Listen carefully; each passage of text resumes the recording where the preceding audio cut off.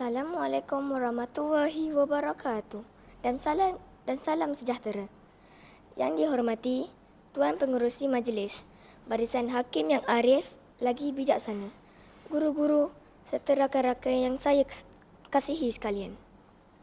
Pada pagi yang penuh bermakna ini, saya berdiri di hadapan hadirin untuk menyampaikan pidato yang bertajuk Bersama Membina Negara Bangsa. Hadirin yang dihormati, apakah yang dimaksudkan dengan negara bangsa? Negara bangsa ialah sebuah negara yang rakyatnya hidup dalam keadaan aman, bersatu padu dan mempunyai semangat cinta akan tanah air. Walaupun kita berdiri daripada pelbagai kaum, agama dan budaya, kita tetap berdiri di bawah satu bendera yang sama, iaitu Jalur Gembilang. Persoalannya, mengapakah kita perlu bersama-sama membina negara bangsa? Pertama, kita perlu memupuk semangat perpaduan. Perpaduan merupakan asas kekuatan sesebuah negara. Tanpa perpaduan, negara yang menjadi lemah dan mudah berpecah belah. Sebagai murid sekolah, kita boleh menunjukkan semangat perpaduan dengan menghormati rakan-rakan yang berlainan kaum dan agama. Kita juga hendaklah bekerjasama dalam setiap aktiviti sekolah tanpa mengira latar belakang. Bab kata pepatah, bersatu kita teguh, bercerai kita roboh.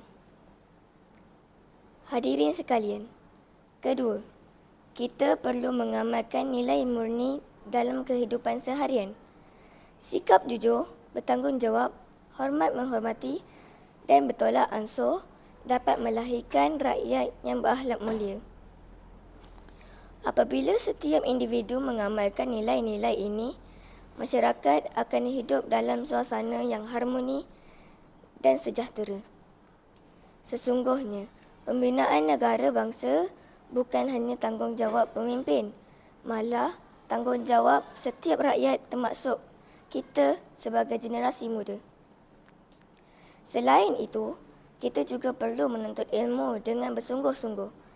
Ilmu ialah senjata yang paling berharga dalam membangunkan negara.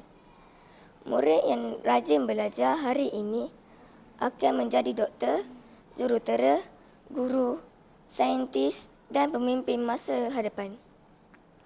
Oleh itu, kita hendaklah menggunakan peluang belajar yang diberikan dengan sebaik-baiknya demi kemajuan diri, keluarga dan negara. Hadirin yang saya hormati, seterusnya kita perlu menyemai semangat patriotisme. Kita hendaklah mengenali sejarah negara dan menghargai pengorbanan para pejuang yang telah berjuang demi kemerdekaan tanah air. Sebagai rakyat Malaysia, kita mesti berbangga dengan identiti negara kita serta sentiasa menjaga nama baik Malaysia di mana sahaja kita berada. Akhir sekali, marilah kita bersama-sama menjadi generasi yang berilmu, berakhlak mulia dan bersatu padu. Janganlah kita menjadi rakyat yang hanya menunggu perubahan. Sebaliknya, jadilah rakyat yang mencipta perubahan. Walaupun usia kita masih muda, sumbangan yang kecil mampu memberi impak yang besar kepada negara. Sebelum saya mengakhiri pidato ini, izinkan saya menegaskan bahawa pembinaan negara bangsa memerlukan kerjasama semua pihak. Dengan perpaduan, nilai murni, ilmu pengetahuan dan semangat patriotisme, kita mampu melahirkan sebuah Malaysia yang lebih maju, aman dan sejahtera.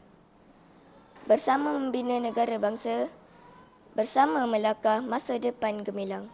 Sekian, terima kasih.